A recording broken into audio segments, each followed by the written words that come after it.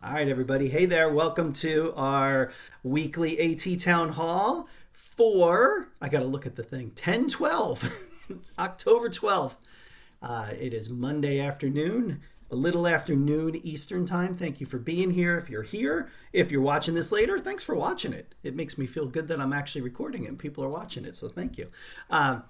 We are hosting this through the Richard West Assistive Technology Advocacy Center. There is all our contacts. Reach out to us on social and connect with us. We would love to connect with you and share our information and learn what you do. I have two plugs. I don't normally plug in this, but they're both ATAC related, so I'm going to do it. I see Kelly laughing at this picture. Kelly posts a great picture of her dog online with her pencil, with the Go Red pencil, and it looked all cute. And I said, I can do that too. And so I blew up this beach ball and I put it down next to the dog. This is the not even 30, the 3 second moment before he grabbed the ball, Kelly, and ran away. And now it's not holding air nearly as well as it was. But in celebration of October and with the Go Red for Dyslexia campaign, we are hosting at ATAC today, October 12th at 3 p.m.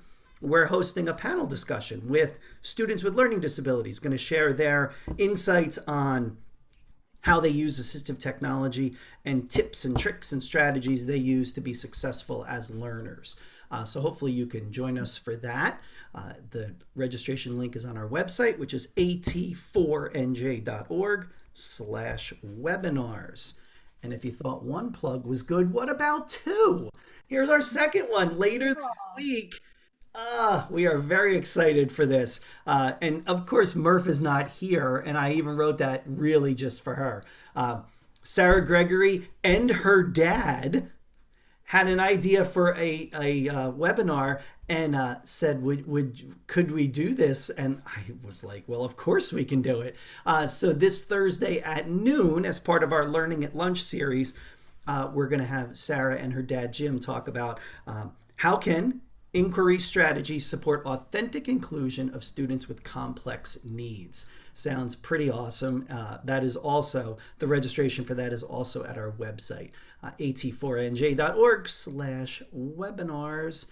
And if I see Sarah come in at some point, I'm going to back us up to this screen so she can see that I put that there. So just everyone here mentally prepare for that if I see her pop in. If you heard before I started the recording, I have zero plan for today. So the chat's going to be key. Participate. This is really about us just talking about things that are coming up that you want to chat about, things that are issues you're having that you want to try to resolve, successes you've had, whatever it might be. This works, as Alyssa said before we started, this works best probably when we don't really have a plan and we just kind of chat, and these usually tend to be very good conversations. So we will rely on you to join us, whether through the video, if you want to throw your video on, through the chat box, however you want to participate. Please do, because that's what makes this hour fly by. And so I'll leave this up, and if people want to jump on and share something positive from the past week, a success you've had, if you have things you want the group to kind of brainstorm, hold on to that for just 2 seconds because we'll do that next. But anything success somebody wants to share.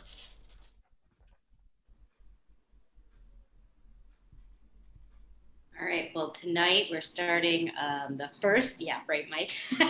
We're starting the first of a 12-week series that we're doing for parents. We're going through the Project Core modules from the Professional Learning Development at UNC, and we're presenting each one in its own session. And we've been doing this for the staff, and now we are doing it for families. And we have mostly English-speaking families, and I'm really excited because we have a couple of Spanish-speaking families, and we're working on translating the content, and so we have some, I'm really glad they're coming. We have our own personal work to do to make sure that it's accessible, and we've got almost 30 families, I believe, that have signed up for it, and they're committing to 12 weeks for from 8 to 8:45 on Monday nights. So I think that's awesome that we have such interest and motivation and excitement about it. So otherwise I would just be there by myself. Nothing worse than throwing a party that no one shows up to. That's awesome, Lauren. That's fun. Yeah. We're really excited. We reached out to Lori Geist and Karen Erickson to see if they had already had some of the materials translated. So we're going to, I hope, as part of this, be kind of partnering with them to extend the Project Core modules in other languages, because for us, we have our top 5 languages that we have to translate into for all materials. So that includes English, Spanish, Mongolian, Amharic, which is the language of Ethiopia, and Arabic. So those are our top 5 languages here. Mm-hmm. So it's different everywhere, but so that's our charge, is to be responsible for having that. And so we hope to work with Project Core to make it available, and we're starting with transcripts and getting translators. And yeah, I kind of bit off more than I can chew, but going with it. That's that part of the fun. That's how it always starts. It starts, I'll just do this 1, 2, right. And then it's like, yeah. Now suddenly you're on the hook for a series of 12, just like that. That's how it works. Yeah, we tried to like condense it and do 2 modules for 6 weeks, but that was just. Oh, that seems like a lot, right? Yeah, they were like, no, we can't do 2 modules in one night. That's too much. I was like, and okay, 12 weeks is kind of a lot. But I was like, this is almost like a college, course. So that's okay though. I think a good discussion will come, and I think it's really good because the parents will be doing what a lot of the teachers and assistants and therapists are doing in our county. We have a lot of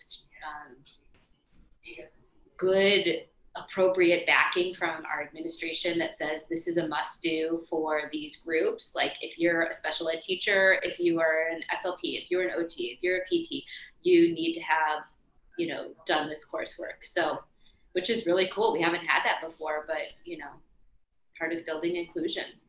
I think it's nice too, because you're also valuing your parents as stakeholders in this whole process, and they're going through the same process that staff go through, and it gives you kind of a common kind of foundation of understanding of where you're coming from, which I think is really that's really powerful. I think that could be really awesome. Yeah, and I think it will show. We're trying to show our transparency and say, like, this is exactly what the teachers are doing. Like, you are getting the same information. These are the kinds of conversations, and this is the kind of work and the language around individuals with complex needs that we are using, and, and we're teaching others to use. So. Yeah, that's the part that's really great. And how many people you say were signed up? 30? About 30 families. Yeah. That's really cool. Now, and Lauren, I'm assuming, but maybe you said this and I was half paying attention. Is it all virtual? Is it all? Yeah, it's all virtual. We're doing from 8 to 9. Yeah, well, it's going to be like 8 to 8:45, we think, but it'll always be, we're going to have follow up and whatever. Mm-hmm. But we tried to plan just like the lesson, this is what we're going to do. We'll do the module together, then we'll do some discussion. We'll do the activities to follow up, and we're trying to make it as short as the amount of time, and trying to figure out bedtimes and stuff like that for, this is like families. And 7 o'clock, we were getting feedback that 7 o'clock is just too hard. It's like smack dab in the middle of the end of dinner or bath time or early bedtimes for kids. And so the feedback was like 8 to 9 was better. We'll see. It's so interesting, and we have those conversations here too. I'm talking with some parents at a school that I'm working with, and we're having these same conversations, is that, we want to do something, and the school had thought 7 was the right answer. Clearly, we were told by the families that is not the right answer, this 7 o'clock. Then we thought maybe earlier, like 5:30, because a lot of people are still in our area working from home, and we got really good response from that. And so we're actually thinking about alternating in this little series, like do one at 5:30, do one at 8 o'clock, do one at 5:30, and just go back and forth, sometimes flipping the topics to the other time so that everybody has a chance to see that topic live as opposed to just watching it recorded. I still think there is so much value in being in these things live, even though we record everything. I think there is that opportunity because we've all had it where something catches you and you want to just ask right away. And sometimes in that recording, it feels a little harder to do that. And so it's kind of a nice thing. And Lauren, I asked because we had monthly parent AT support groups for years. And then we got to the point where it was like one parent, maybe two people. And these were in person and some of them were make and take and some, I mean, and we could never find that just right time. If you do it during the day, then you've got parents who are working. If you do it at night, then the parents who don't work, that's their bedtime or kid time. And I've been struggling with how do we continue to support parents knowing we're going to be kind of in this virtual world for a while. And so when you get everything figured out for yours, I don't know that we ever will. You just let me know what worked, and then hopefully you do. How about that? Yeah, it seems like we're all riding on you to get us figured out, and you just tell us flat out what time we should start these things. I think it just goes to show, like, it's so hard to be a parent, when your kid has extra needs and whatever they are, and you're either working or not working or whatever. It's really hard to fit it all in. And we've got families that absolutely would want to know, to me, I've always thought, do we go back and just do kind of more the Tabby Wobler-Jones model as a master pal kind of end of things? Really, when it comes down to it, that's what I want them to do, is I want them to model language all day, every day. But then we've got parents who, despite their best efforts or desires, some of them have multiple kids in their family who have, a disability of some sort and or have multiple kids. They have one kid that has high needs, but then they have 4 other kids they're tending to. So I've never found that happy medium, and I would love to, I thought about, do we just go to all on-demand trainings? And that didn't go over super well either. So Yeah, we've done childcare. Our parent resource center will do childcare, but then you still got to get them. When we were in person, you still got to get the kids in the car at 6 o'clock or 5:30 or whatever to get there for a 6 meeting or a 7 meeting, and then dinner, and then they're wild because they're kind of like off, and then you're like, I'm trying to make your life easier, family, and I just made it worse. Right. It always felt like night meetings in person made it worse somehow. Because you're right, it ramps everybody back up. Oh, I saw my friends. I got to do some stuff. It was fun. I was in the car. We came home, and now it's 8 o'clock and I'm home. And it should be the final kind of straw of the day, and it's not. It's still all ramped up. Yeah, I think some of the virtual stuff makes it a little easier because people can kind of just sign in, and, some people might, who knows, just have it, have their camera off and put it on mute and just kind of listen and be passive if they can't participate or their kid's having trouble that night or whatever. So. Yeah. One of my favorite parent meetings from last spring was one of those where we had a parent and their camera was off. And again, whatever, that's fine. But all of a sudden, they threw their camera on. They're like, wait, I have a question. But they had been holding their phone and running through the house. And so you see this just frantic energy behind them. And she's like, wait, I'm running back to my desk so I can sit down. And it was all jumbly. And then she sat down. She needed a minute to compose herself. And you could just hear just what I'd like to affectionately call hubbub behind her. There was a lot of noise going on. And she asked her question. And she even said, she goes, I'll take my answer offline. And she shut everything down, her mic and her picture. And I can only imagine what happened after that. It was funny. But yeah, you get people wherever you can. And, you hope that you lock them in for something. I'm assuming you're going to record these? Yeah. Are you throwing these out there for everybody to see? See what I did there, everybody? You're welcome. I asked a question you all wanted to ask. I'm not sure. We have to ask about like the translation and all that stuff because we're not using our own original material. We're using the Project Core stuff. So if permissions work out, then yeah, we will share as widely as possible. Okay, cool. Yeah, and like I said, we're working with Lori Geist and Karen Erickson to kind of formally do it and look at the transcripts and translate the transcripts, and they've provided like the PowerPoints. They were very generous to say, like, this is what we've done. We tried to make it really simple. Because I said, you know, in YouTube, you could do the captioning in another language, but it's still speaking auditorily English. And then you've got Mongolian captions. So I said, at least if we could go into a breakout room, have it with the Mongolian translations, have a Mongolian translator live with the family. And then we could also see if there was, because I'm sure there's going to be examples that are not culturally sensitive maybe, or don't make sense when they're translated, or they're not going to understand maybe. Right, you're sharing new information that might not translate properly, and there might be other it's an interesting opportunity you've made for yourself. How about that? Can I jump in and ask a question? Because we're running into this in some of the work that I've been doing, and actually a variety of different things. But what are people doing for families that, you know, maybe don't speak English, and how are you providing access? Because we have a variety of different languages, and then it just seems to get really overwhelming. So I'm wondering, like, what kind of AT supports maybe are you utilizing so that they're getting that content? Are you using translators? Are you using, I know there's different things that will transcribe for you. What are you guys finding success with? We're just starting. We're just starting, really.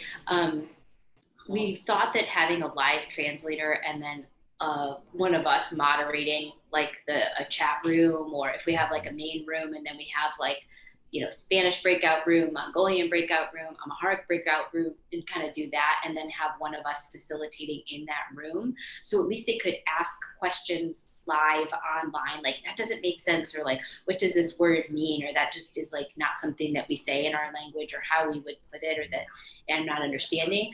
That we would kind of do it like that, but we're trying to do it live so that we can make those corrections, or, you know, where we have communication breakdown, to do that in real time.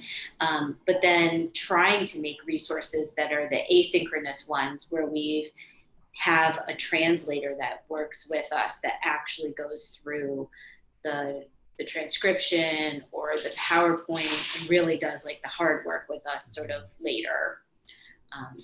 But I don't know that's, I don't know. What are you doing?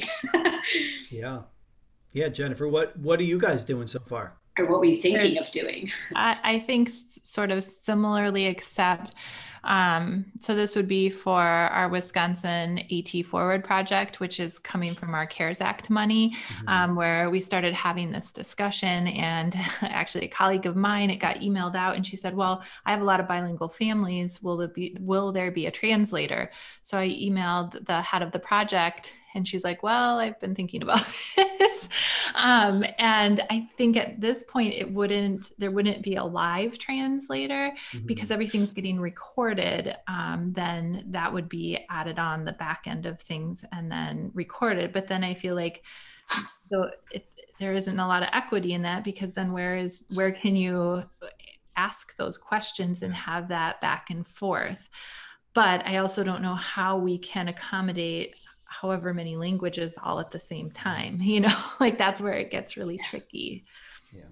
Has anyone used the Microsoft PowerPoint paired with Translator, with the app, and had any success with that? I feel like we're so Google oriented, but I do really love like the Microsoft products for translation and their accessibility. So yeah, because done some with Immersive Reader and done translation that way. And our teachers, our L teachers, English learning teachers, they really like it. But Immersive Reader isn't yet in PowerPoint. It's coming really soon. And some, go ahead. Some other, so we got a lot of people going on right here in this small space. So I don't know, Immersive Reader, I don't know. Yeah, and I haven't used the PowerPoint translator kind of bridge there. I don't know if you need to be in the same space when you use that, or can you use it remote? I don't even know. Kelly, you know? Yeah, so it's pretty great. So you just give them a link. Great. Yeah, you just give them, the participant, a link to that conversation. So even if you're using Google Slides, you could still connect the Microsoft Translate. So if they have the app, you give them that link, and then on their phone as you're speaking, it's coming on their device in their language. And then, so when they speak to you, it's coming into your language. So yes, it really is just a link to a conversation. So then, and I'm trying to envision the tech breakdown of that thing then. So I'm using Google Slides. I turn on the translator app on my phone, mm-hmm. and hit the record button, so it starts recording me as I'm talking to you. Yeah, it now just picks up the voice. You don't have to click start or speak. It automatically picks it up if in fact you're using Google Slides. Otherwise, just use PowerPoint. Yeah. I'm trying to almost think about like what Jennifer said, this idea of you're so immersed in Google products, then you're missing some of those other really cool things. And that translator app is really cool. Mm-hmm. And so maybe our slides next week should be in PowerPoint, Mike, and let's practice. Let's see how it works. That. Or you could host it in Google Meet, because it essentially does the same thing as the Microsoft Translator. Right. So then, yeah, you could, right? Because then in Meet, you would set your own caption language. Yeah. So regardless of what I said, your caption language would be whatever you selected. Yeah. Yeah. It's good to brainstorm like a workaround, because some people they don't want to use Meet. Maybe they want to use Zoom. Right. They want to use Google Slides. So how can they translate? Yeah. And that's exactly my thought, is that, but then we're still layering so many things on there, right? Like if I do a conversation, I'm doing it right now. Anybody who has their translator app on their phone, get ready. Got it. My language is English. Let me figure out how I do this. So maybe you can hold up your phone with your QR code. I was just about to say, if I hold my phone up, will you guys be able to see it? Let's try. All right, here we go. I can see myself picture so I can see that I'm getting it.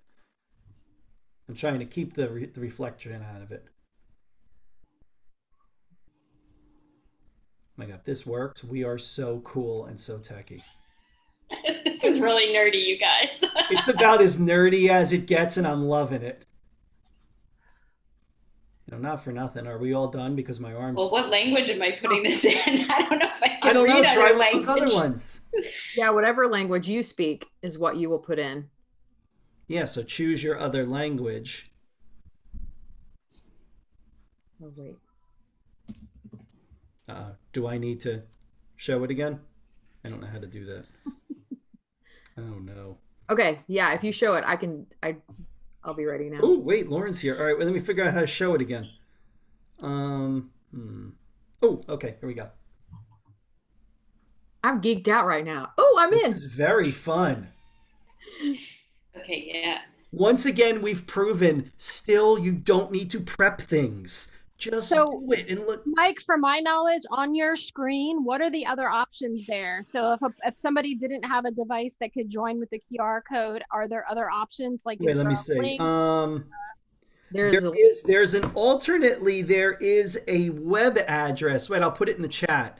That would be lovely, and I would be happy to test that in the... Okay, wait, let me, because I can't get it from my phone, so give me 1 second. Translate. When you go to join, you'll type it. TRXIK. All right, here you go. There you go. Try that. Everybody else got it, or do you still need the code? Oh, I am like having the best time already. This is Me and Kelly are in, but I'm I know in English, I see you guys in. So like I don't. Oh, I have here now. It's going.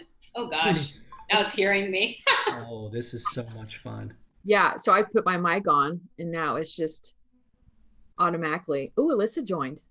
I'm in Swedish. I put my microphone on and then it turned off. Like right now, my microphone turned off. Do I have to do something to keep it on? No, you should automatically. You may need yours updated.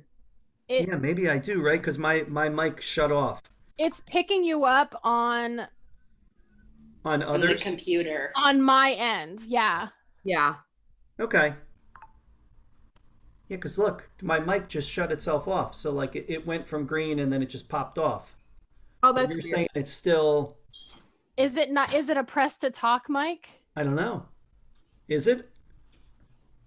So you'll either need to update or change it in your settings. Mine automatically updated to you didn't have to press. So let's see if I have to keep holding it. So Yeah, it Alyssa, is yours coming in Swedish? Ooh, how fun is this? This is fun. Oh, if Mike stopped sharing, I could share my screen.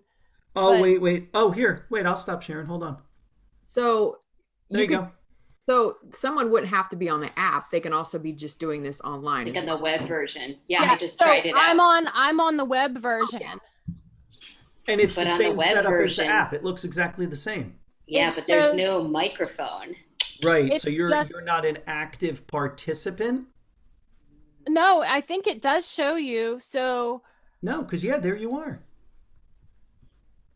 and it shows like I can change settings. I could go in and make the font much bigger or smaller. I picked a language that does not have speech output. They don't have Swedish speech output, but I know Swedish enough to know is it catching it. So that's why I picked Swedish. Okay. And I can have it show the original message too. So Alyssa, will you say something in Swedish and see if it comes to my device? Our device is in English. Yeah. Well, Do that. Yeah, do that. Good Joel. good job. Geek AT Geeks happening right now. It's amazing. That is awesome. Wow. Okay. And I figured mine out too. So in the settings, there's So a what happened? Yeah, what happened when I typed that message? Oh, I can also type a message. It Did showed that up and show it said- up? Yeah, it said I can also type a Type message. a message. So I guess if the person was watching and had a question, I guess it would only show up in, I mean, I typed it in English. I'd have to, I don't know how to get the little U with the whatever on top of it. So Hey, Mike, what setting did you change? So I went into settings. In this conversation, I'm going to have to check and see if I have to set the app this way too. But for this conversation right now, I put it in presenter mode. Oh, And then that kept my microphone locked at this point. So now my microphone's locked in. oh, and Chris is joined in German. This is so fun. Wow. Okay, Mike, can you hold up the QR code again? Yeah, wait a second. Because now I'm doing something Wait, else. I move all my boxes out of the way. Okay. This is really weird. Okay, hold on. It's like that. This can't be any geekier. I love it. No, Oh, did you get it? I think so. I love that Chris is with us. Oh my God, this is great. it might be Christine that's in German. Yeah, I think it's Christine. Oh, sorry, Lauren. Wait. Oh no, I'm it's watching like- you put your phone back up, and I've already given up. Okay, hold on. Oh, come on. No, it's like not capturing it. And it did so much easier. Okay, and now I'm in the app, but it did it so much easier in the web version. Scan. Come on, baby. Huh. Okay, maybe I'm doing something wrong. Do y'all have like this kind of You have to go to the, scan button? yeah, Yeah, there. you have to Well- go to join.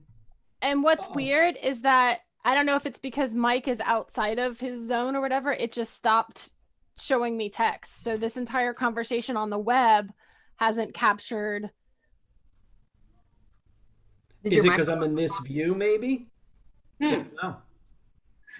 Mine's going still. Is it? So my web version is going, but my Yeah, mine stopped going because I was doing that because I went into that settings mode. Hmm. Hmm. Okay, so it's a little, couple little hiccups.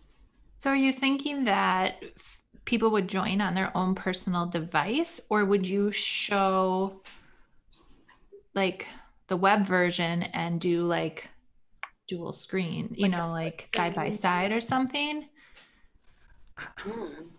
I think I yeah, think, it would depend on who I knew was going to be there. Like if I knew I was yeah, only speaking to a bilingual English Spanish right. audience, I may stick the Spanish up there. Yes, I agree. But if Mhm. I think I had the potential to be speaking to multiple languages, we'd do this little setup first, and I'd say it's probably going to be easier for you to follow this on your own personal device.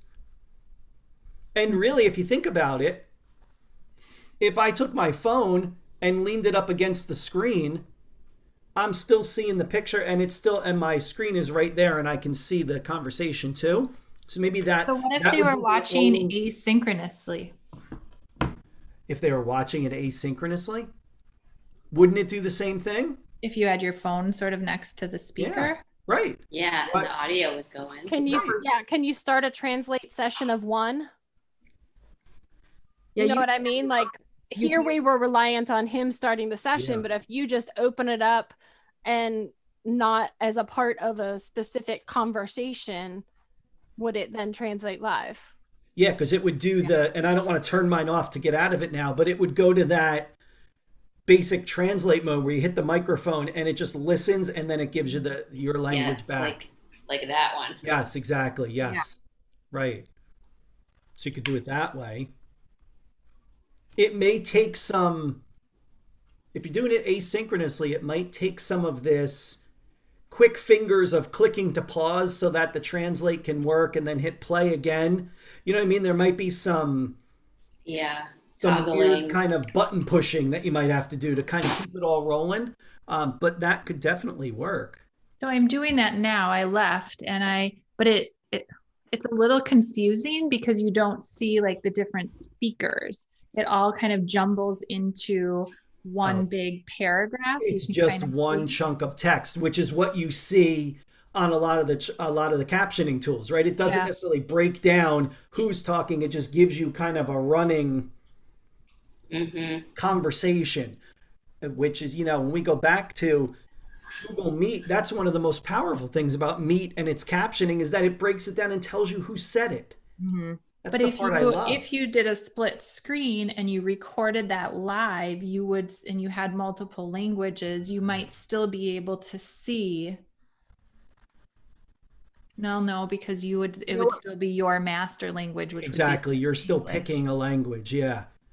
Hmm. That's where those multiple languages at one time become tricky. And Yeah. that's why it probably makes sense to do those multiple languages on the person's device Mm-hmm. in their environment, whatever Yeah. they're listening to. Yeah. Yeah, so that brings about an interesting question because equity-wise, we know that all of our families have their students' one-to-one device. So would this be approved from our student data compliance, to use this? They've been a little bit, I think it would be rough on our end. Our technology department is so strict to try to get something that's listening live. Yeah. ours too. That's why we haven't used Google. So Right. that's a good point because Translate keeps a transcript. Yeah. So Yeah. that and Google does not. Google Meet does not keep the transcript. So it's basically ticking all the boxes that would scare somebody if they want it. Yeah, right. Because it's keeping, Yeah. it's documenting it, it's tracking it, and it's keeping it. Mm-hmm. Right. It's So the then, trifecta of panic for an IT person, right? I mean, exactly. So then that would depend on the family having their phone or another device or something like that, which most people have phones, but not everybody. Yeah. Or, if they have, we've actually done a really nice job. We've partnered with Comcast, which is our internet provider, to get free internet for students. So we're working on that, and we have MiFi's out, but those aren't that good because there's still a limit on those, and some of them are just slower. The other thing too is that the translator app works on any device, so it's iOS or Android, and maybe this is an opportunity for the school to have, like your MiFis, have a couple older devices that only have this app on it, and maybe that's its only purpose.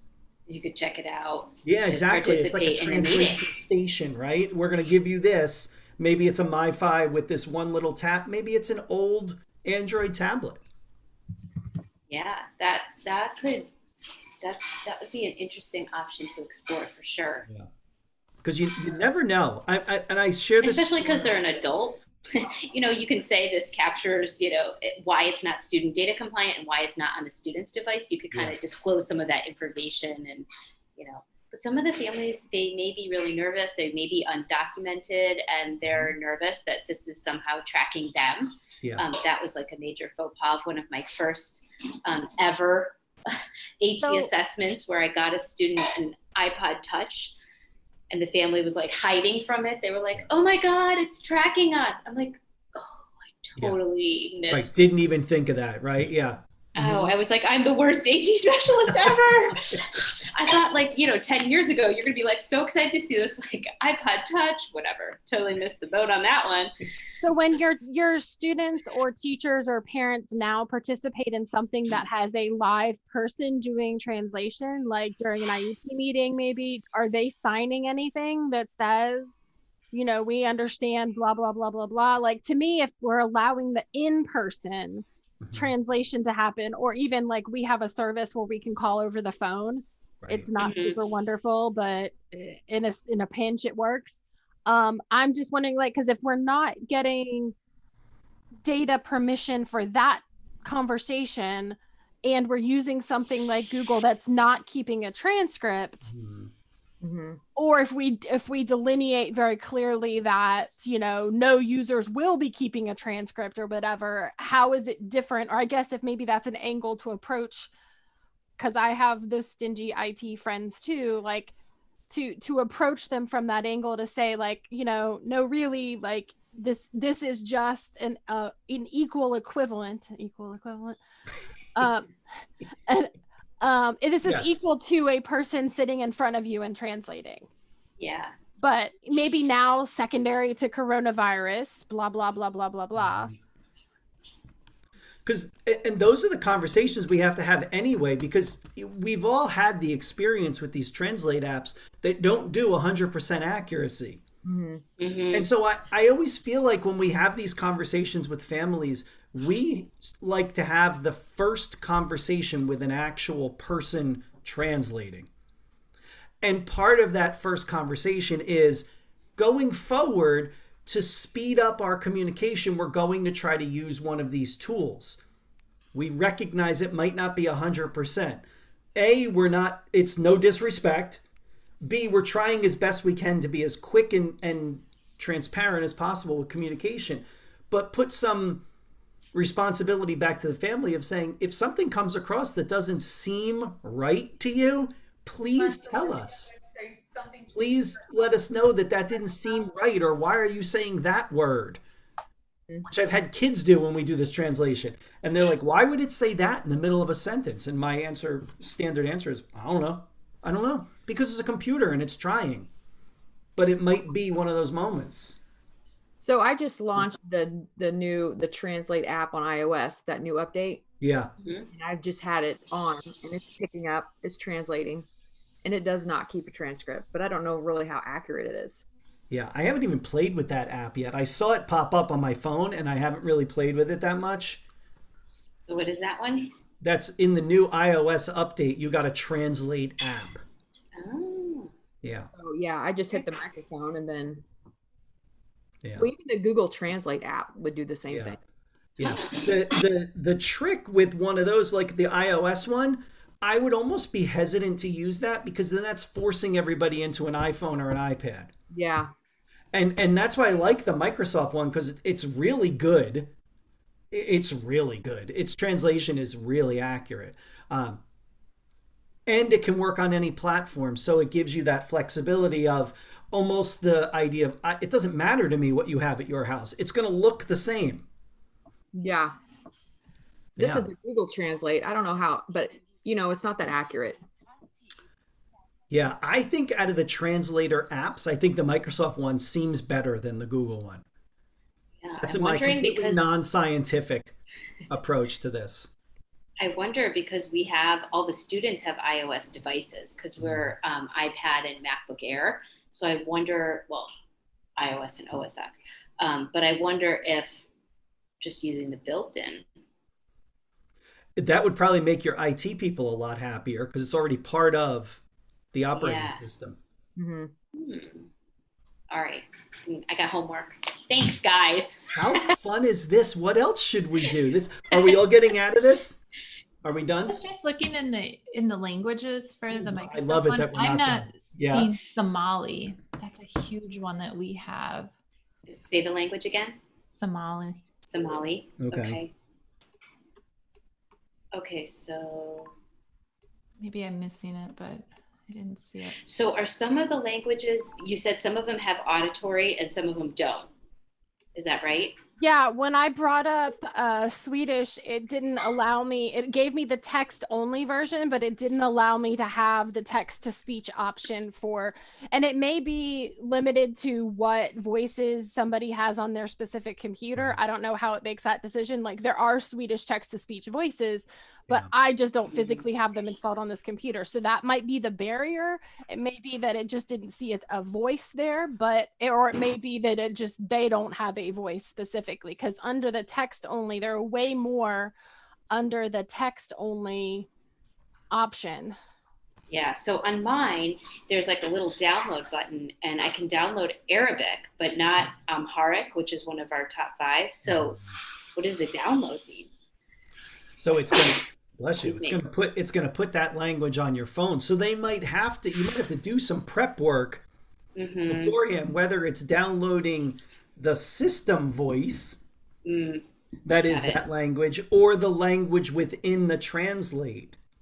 I mean, there might be a little like pre-step you'd have to do beforehand so that you're all ready to go.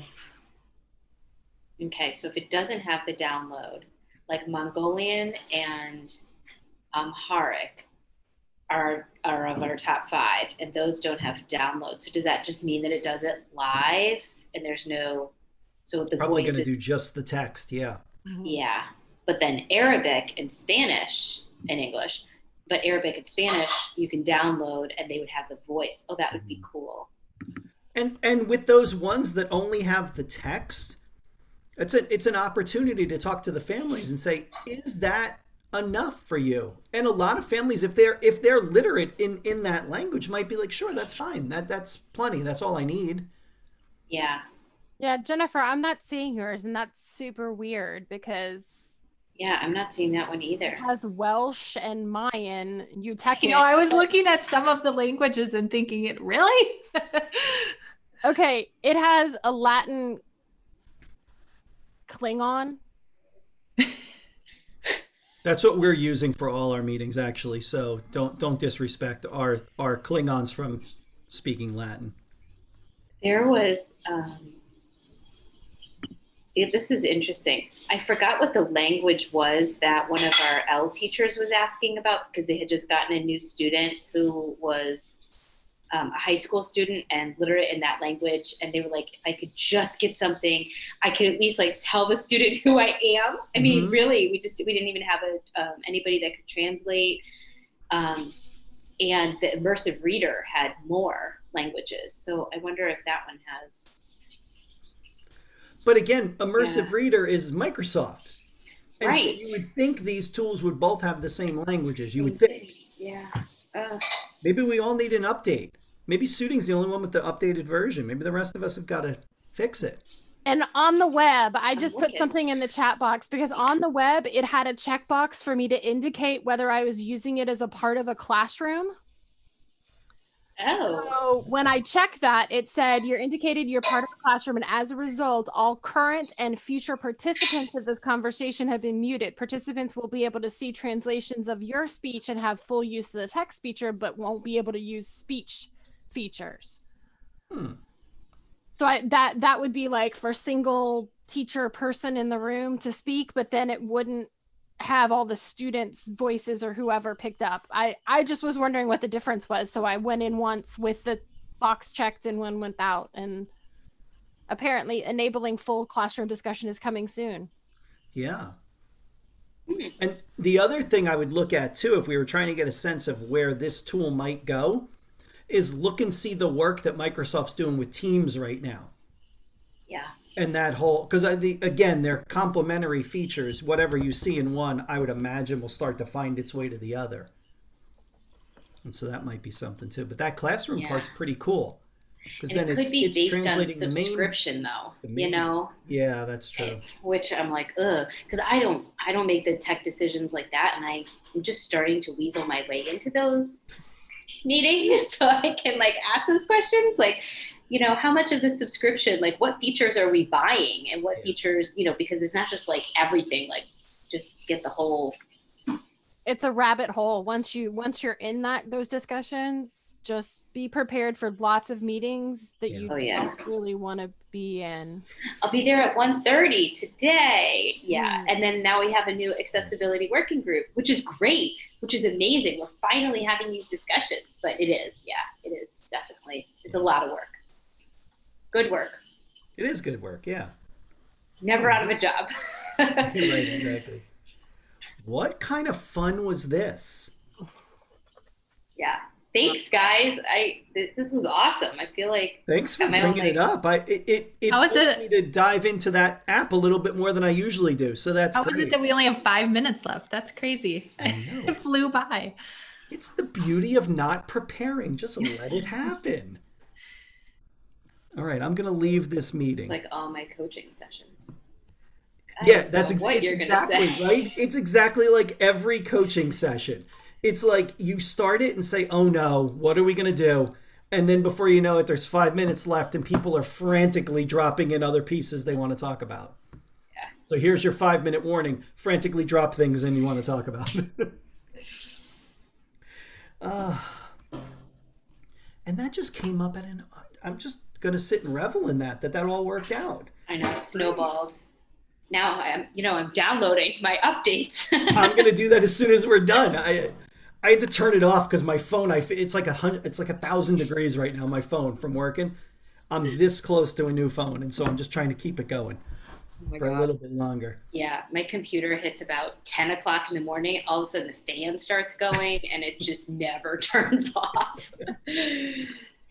That's great. Yay. I can't stop working on it. I've got PowerPoint open online on my Mac and got Translate open. I've got to figure all this out. I know, right? Yeah.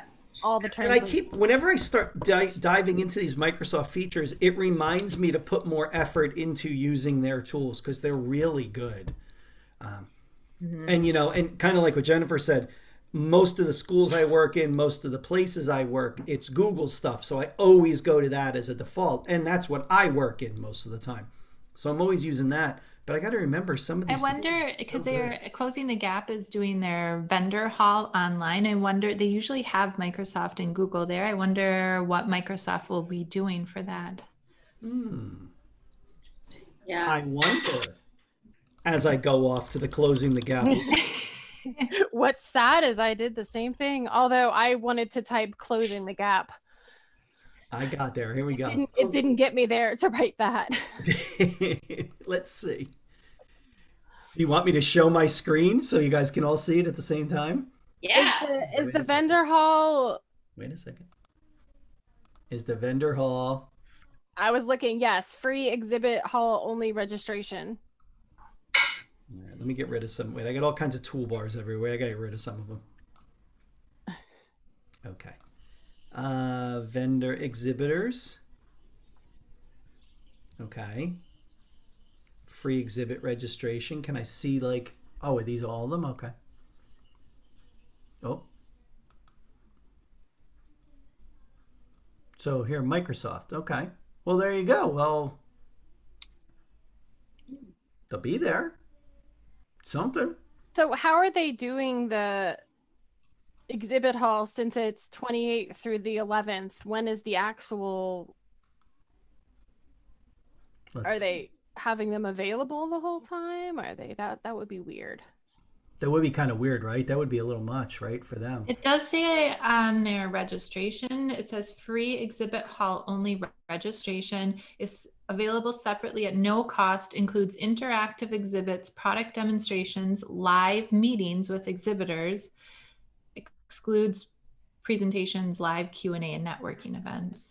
So well, that's awesome, because now I got my accessibility team and my IT team who might not go to the whole conference, but I could have them go and ask some of these specific, you know, built-in accessibility or what other subscriptions are needed for this level of accessibility. Okay, so then it's not all on me.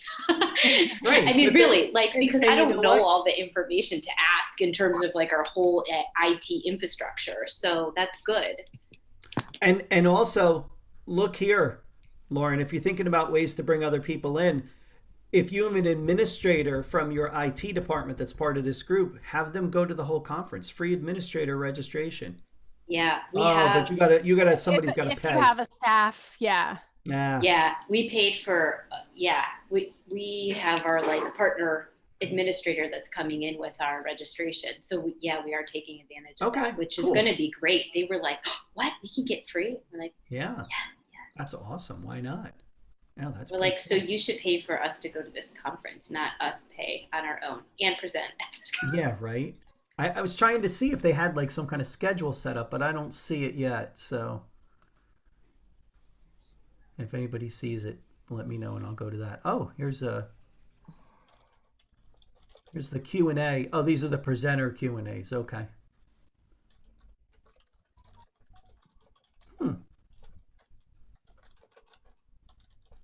Well, these would be good too. Maybe I have to sign up. Okay. Those look good. All right. Nobody likes to see somebody just scroll through a web page. Sorry. Here. I was totally looking at it. Were you really looking at it as I was scrolling?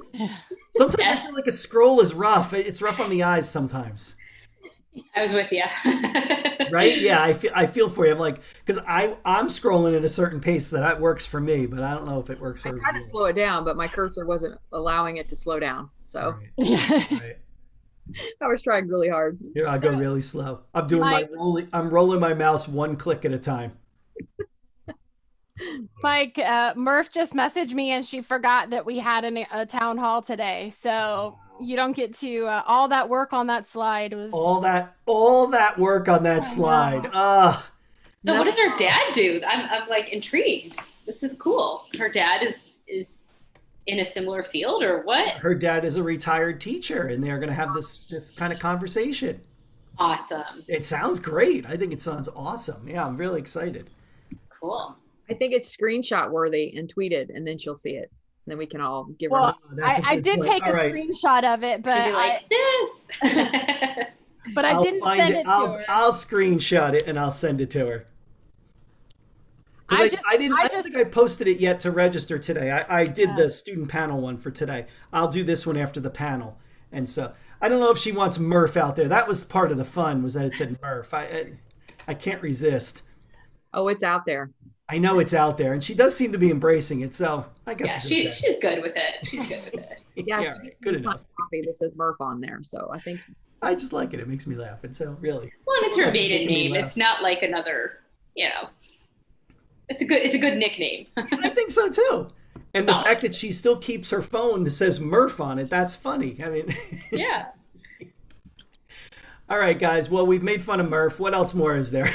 That's it. We can celebrate one thing before we go. Oh, go ahead. So I live in a really rural community. Lived here almost my whole life. Almost, not quite. I finally got high-speed internet 3 days. Woo! Nice. Thank you. It's unbelievable. I can do Netflix now. I'm super That's awesome. Yeah. No more little Verizon hotspot. This is great news. Thank you. This is great news. Yeah. So now we'll understand if you start doing presentations with a lot of embedded video in them now. If you just like go completely the other way.